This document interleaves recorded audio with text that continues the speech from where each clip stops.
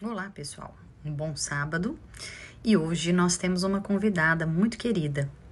Viviane Nagem vai contar pra gente um pouco da trajetória e da experiência dela como mãe de uma criança diferente, uma criança que tem paralisia cerebral. Os desafios, as dificuldades, os aprendizados. Vamos ouvir um pouquinho. Vivi, conta pra nós. Olá, pessoal. Primeiro, agradecer a Palileite pela oportunidade, de falar um pouquinho. Eu pensei em trazer três aspectos e focando umas três fases assim que eu identifico como importantes. Aliás, em qualquer experiência difícil, assim, essa que eu vivo é a da experiência da maternidade diferente, né? Como a Palilete trouxe, com muitas internações, toda a limitação ali, as lutas são bem, eu diria, bem físicas, né? Hoje eu até gosto de ressaltar porque os pais têm vivido muitos desafios, né, na educação de filhos hoje, diante de tantas circunstâncias aí desafiadoras no mundo. E os meus desafios, eles são muito ligados à parte física, né? Então são enfermidades que às vezes levam a quadros graves de internação, né? É a luta ali com as próprias limitações da paralisia cerebral, né? As convulsões. Tem também a questões ortopédicas, né? Que agora ele está com 12 anos, está entrando numa fase em que o pulmãozinho já está melhor.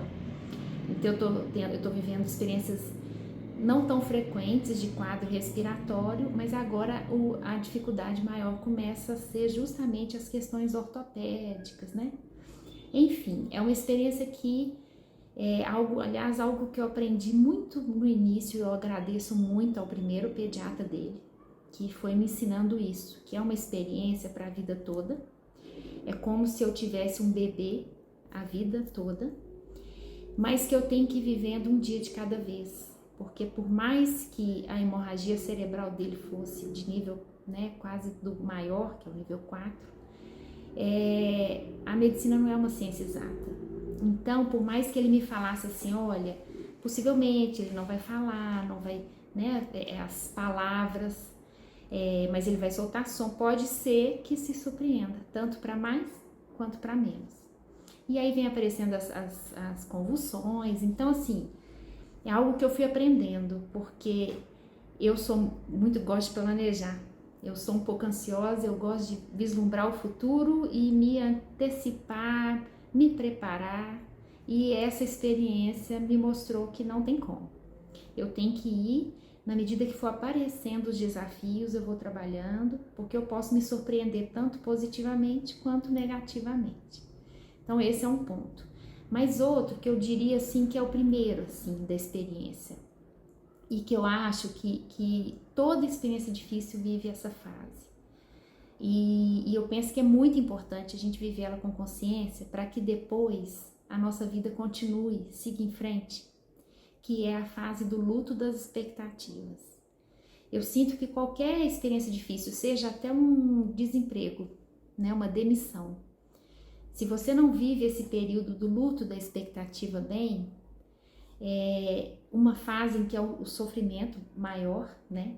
E é importante esse sofrimento. Eu vejo que ele tem que ter um tempo, ele tem que vir, ele tem que ser vivenciado, experimentado, mas ele realmente tem que ir caminhando para uma compreensão. Então eu falo que o que me ajudou foi transformar todo o meu sofrimento em entendimento. Eu diria um pouco ali em termos de sabedoria ali, do que eu estava vivendo.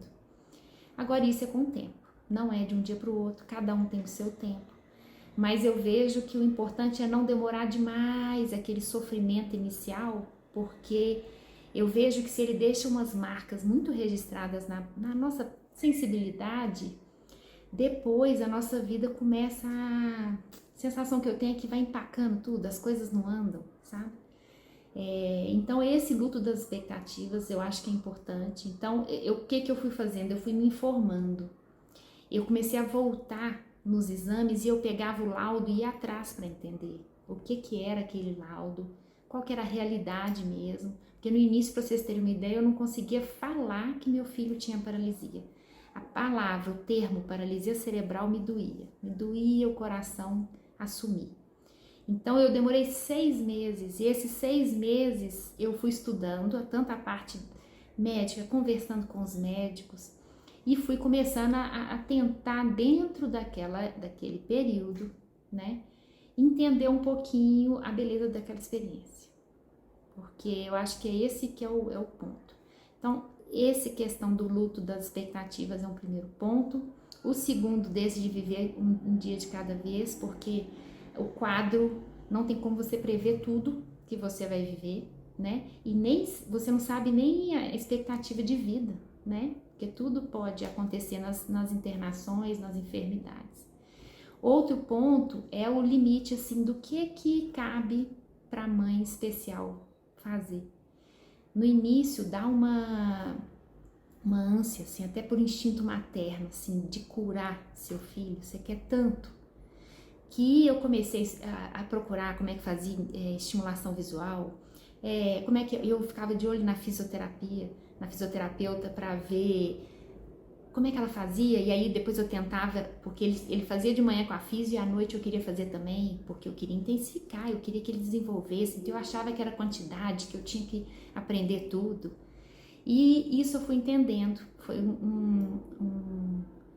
esse mesmo pediatra que me ajudou a entender, né, esse aspecto de um dia de cada vez. Ele me disse uma coisa, ele falou, Vivi, o Dudu vai ter muitas físios, muitas fonos, muitas terapeutas ocupacionais, muitos médicos, mas mãe, ele só tem uma. Então, você também tem que ser mãe. Você não tem que ficar focada, absorvida com esse intuito, né? Então, eu comecei a equilibrar um pouco mais. E aí, dar um chamego, brincar, sabe? Eu comecei a ver que a rotina dessas crianças já é bem puxada, assim, é muito estímulo, né? E o mundo nosso, como não é na realidade deles, é um mundo estressante para eles. Então, que eu deveria significar também aquele conforto, aquele descanso, aquele ser ele, né? Então, isso fez bem para mim e muito bem para ele, porque eu percebi que ele desenvolveu até mais do que quando eu ficava lá, sabe, marcando presença, cheio de horário, cheio de coisas. Eu fazia o material da estimulação visual, enfim. Então, esse foi outro aprendizado. E o quarto ponto que eu queria destacar é quando os pais começam, a importância dos pais também começarem a retomar a própria vida. Então, um médico, uma vez, eu perguntei para ele assim, será que eu vou ter a minha vida de volta, doutor? Aí ele falou, Vivi, você vai ter um período em que a sua presença é muito importante, muito próxima. Mas depois vai ser bom para ele e para você que você se afaste um pouco. E crie a sua própria vida também. Volte com as suas, para você se recarregar. Porque é uma experiência que é para a vida toda. E você não consegue manter saudavelmente, de forma equilibrada, né? E cumprindo o objetivo que essa experiência tem que cumprir, de não ser o único objetivo, né? Isso eu entendo, como sendo o único objetivo da mãe especial, cuidar do filho especial. O filho especial é uma parte muito importante, né? Como todos os filhos na vida dos pais. Mas é muito importante que os pais deem atenção a todas as outras partes da vida. E com isso eu fui criando. Mas tudo isso, gente, foi com o tempo.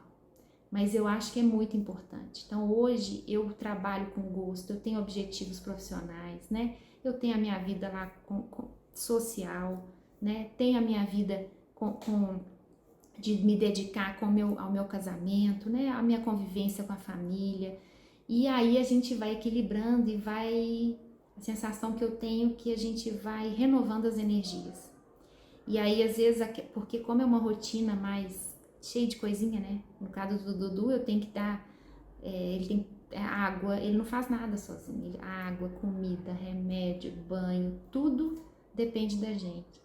Então, esse foi outro aspecto em que eu comecei a ir vendo o que dentro da minha realidade eu dava conta de equilibrar para que eu desfrutasse também e me recarregasse nesses, né, vivendo outras experiências na minha vida. E aí com isso, quando eu tô com o Dudu, eu sinto que eu tô muito melhor, eu tô realizada em outros campos da vida também, né?